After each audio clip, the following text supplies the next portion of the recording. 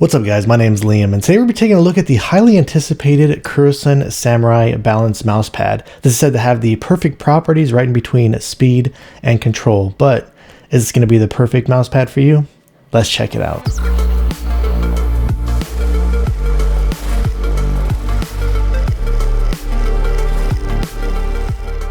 And before we get started, I did want to let you know that this was sent out to me, but everything you'll be hearing in this video is going to be my own words and my own opinions. This did arrive to my front door, flat packaged in this envelope style packaging, so nice and easy to store if you needed to do so.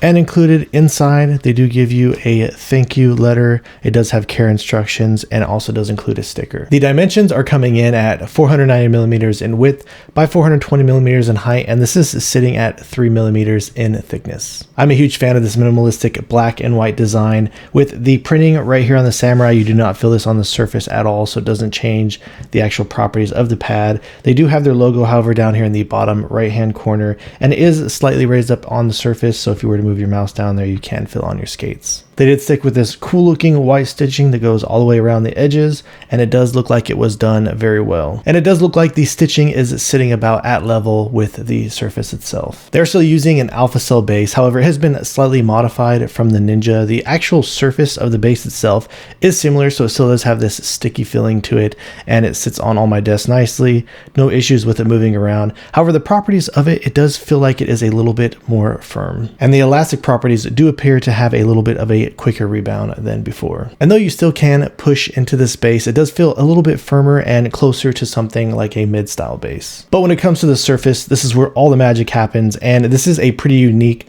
style of surface from anything that I've used before. In a lot of my other mousepad videos, I like to use the term smooth quite a bit, but with this surface, it is feel like it's kind of a little bit more flattened out than the other ones out there. So it is very smooth. You actually don't even really feel much of a texture along the X-axis, but you can feel a slight bit of texture along the Y-axis. Describing this as a balanced mousepad is really the best way to describe it.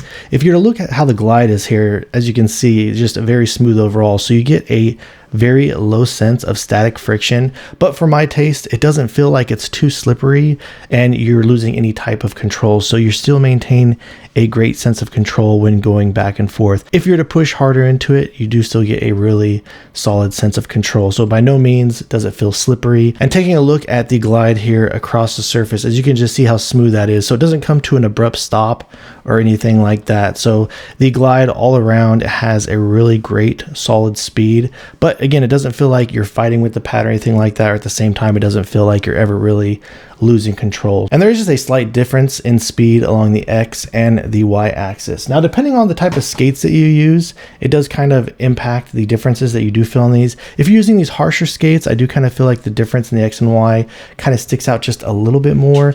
And the same thing, even if you're using the smaller skates. But I've been playing a lot of this with the WL Mouse Beast X Max, and I'm using these aftermarket Ultra Glides on here. So these are a bit of faster skates and bigger skates, and the difference in the X and Y axis is a lot less noticeable on these skates. One of the closest pads that I found it kind of somewhat similar to is going to be the brand new Zowie G-SR II. Now, though these do have their differences, they're not identical to each other.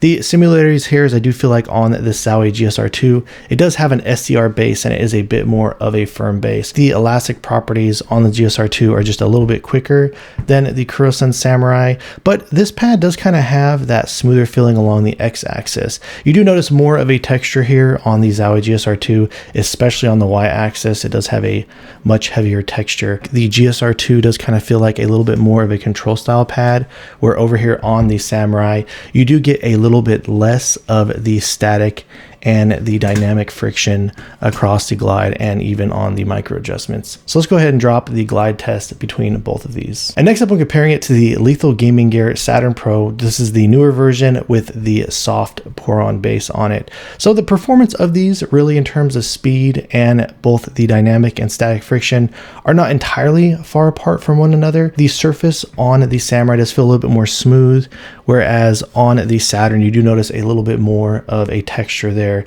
And with the properties between both of these, the Lethal Gaming Gear Saturn Pro does have a much more plush base, so it is a lot easier to push into it. So I kind of feel like, depending on how you play, depending on how hard you push into the base, the Samurai all around, since it does kind of have more of a mid-style base, can have just a little bit more of consistency there. But really the performance between both of these is not a whole lot further from one another. Now let's go ahead and drop the glide test between both of them. All right guys, so that wraps things up on the Kurosun Samurai, and I really feel like they've done an excellent job here with this pad. They've offered something with performance that is kind of right in the ballpark with not only where I look for, but I feel like a lot of people are really going to love this thing a lot. And with the properties of its performance being so balanced, this is going to be an incredible option for all types of people, regardless on what type of game you play.